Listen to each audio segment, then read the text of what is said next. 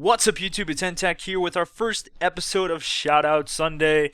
And today I want to give a shout out to Derek Gasken, who has been a long time YouTube follower and one of my first subscribers to my new channel once he had found out I had a new channel.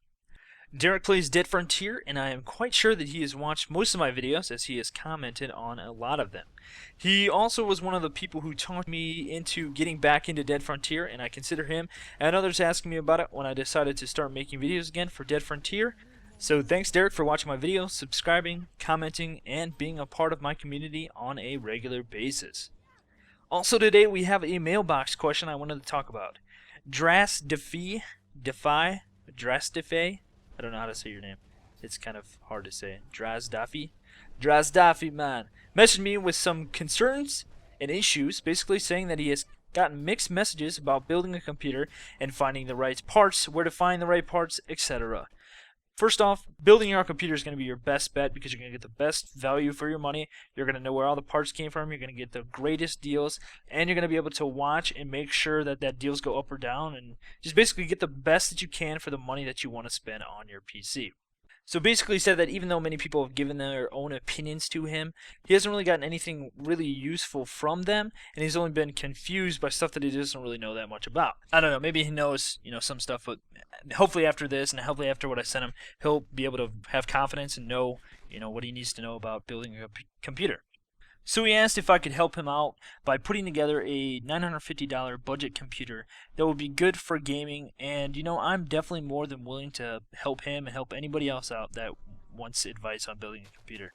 I already sent him all my recommendations on parts, and so what I'm going to do now is I want to talk about the basics of PC building, how to go about figuring out what to get, what parts are highest rated, how to check your system specs against various games to see if they can even run it, and how to make sure that you get everything to work together well within the budget that you propose. So first thing first, if you don't know how to build a PC, you need to know the parts that you need to get in order to have a functioning PC.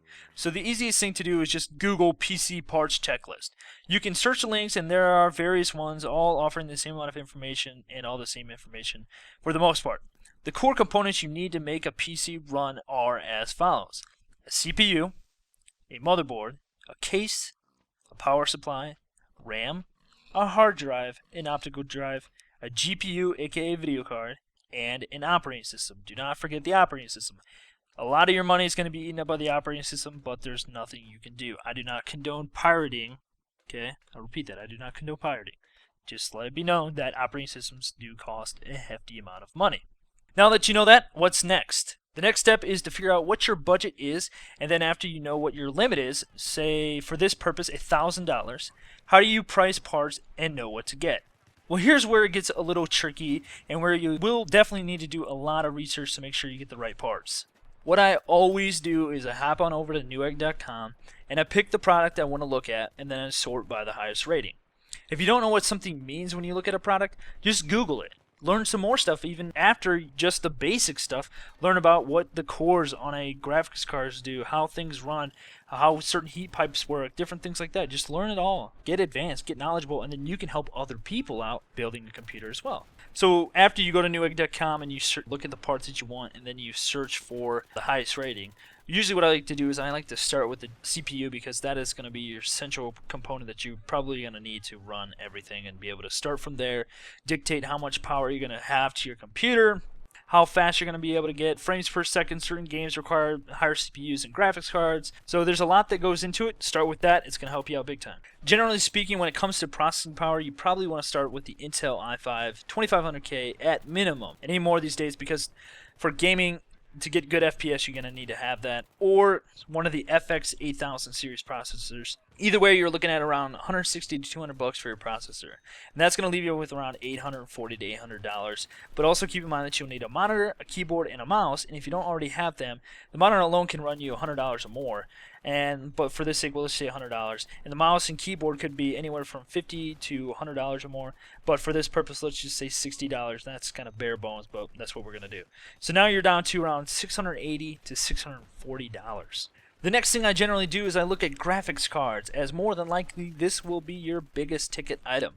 I like to use game-debate.com. not GameDebate.com. It's totally different. And use game-debate.com to run my PC build checks. You can have this nice little thing called Can I Run It? Keep in mind that no site is going to be 100% accurate, but it will ballpark and give you a good idea of what you'll get when you run certain games, what FPS and things like that. So click the Can I Run It tab and start looking for video cards in the $200 range on Newegg, and then you'll be able to use that information you get from Newegg on Game Debate. The reason why I start with most $200 cards is because games will run usually on medium to sometimes high settings. It depends on the game, but usually around $200 is a good price range for a budget PC. I generally budget $250 to $300 from a video card, but that's just me, and that's mainly because I like to have the best that I can.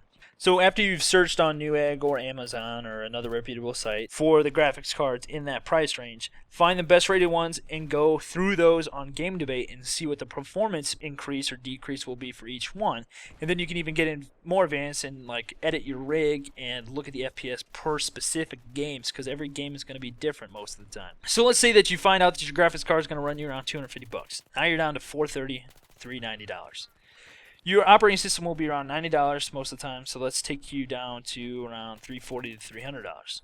So now this is cutting it pretty close, and maybe you can go lower on the mouse and keyboard, pricing you out if you have to, but generally you will have to opt for a lower hard drive. So just by looking right now on Newegg at 500 gig hard drives, it's going to run you around $60, which leaves you with around $280 to $240.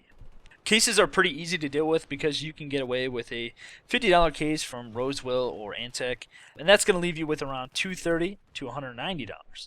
Next up, your motherboard, which is reasonably priced, and with a good low-end one, it'll probably run you around $80 and leave you with $150 to $110. Now, you don't need a great motherboard if you're not doing a lot of stuff. Usually, half the time you can get away with a motherboard that's anywhere from around $80 to $130. But for this sake, let's just say $80. Now, you're going to want a 500 to 600 watt power supply for this kind of budget build, and you can pick up a decent Thermaltake for Best Buy for $60, $65. Leaving with $85 to $45. And the last two things are RAM and optical drive. And most optical drives or DVD drives, some they're called that, or CD drives or whatever, are around $17. And that leaving you with around $68 to $20. Not that expensive. The RAM will usually run you $50 on average, and that's going to leave you with about $18 or nothing left at the end of it all. Oh, and I forgot to say that you're probably going to want around 8 gigs of RAM for a good gaming PC. The good thing is that pricing out a budget for a PC is actually pretty easy. It's very doable. It's not hard. $1,000 is very doable PC. And the easiest way to make sure that you meet the budget is simply to tweak a few things. So let's say, for example, that you want to save a little bit of money and you want to get some different parts and maybe even get even more parts. Instead of getting like an i5 2500K for $220, you can get an FX A120 for $159 instead. Also, instead of getting a $250 graphics card, you can get something like a GTX 650 Ti, which will run you around $180 in most cases. Now, if you tweak those things, you're going to save a lot of money, and you can probably get a CPU cooler, a better mouse, like a nice Death Adder, or a better keyboard as well. So, just by tweaking a few things, you can save quite a bit of money. And if you have a Micro Center near you, you're going to save even more. I would definitely go and recommend checking out a Micro Center if you have one. So all in all, it's pretty easy. First, just check the ratings from reputable dealers. Use PC parts checkers to get the right parts. Watch YouTube videos to learn how to build a PC. Check game checkers to see if your parts can run, or if the game's not going to be able to play on that kind of build or not. And have confidence that you can build a computer on your own, because it's really easy, you guys. Just know the basic things like don't put your motherboard on a static bag, use an anesthetic wrist strap, or discharge yourself by touching metal, things like that, so you don't ruin your computer. It's not hard at all. It's really easy. And you can easily build a mid-range gaming PC that will run games on high settings for $1,000, as well as build a low to medium range build for $700 to $850. So it's not that hard. Just have confidence and have fun doing it. With that said, guys, that's going to be it for this video. If you like this video style, idea, series, give me a like by clicking that thumbs up button below. Comment and tell me your thoughts or if I missed anything. And subscribe to my channel as it grows to watch more content from various games, as well as get that useful information from videos like this and tutorials of various other programs. Thanks, guys. I'll see you next time.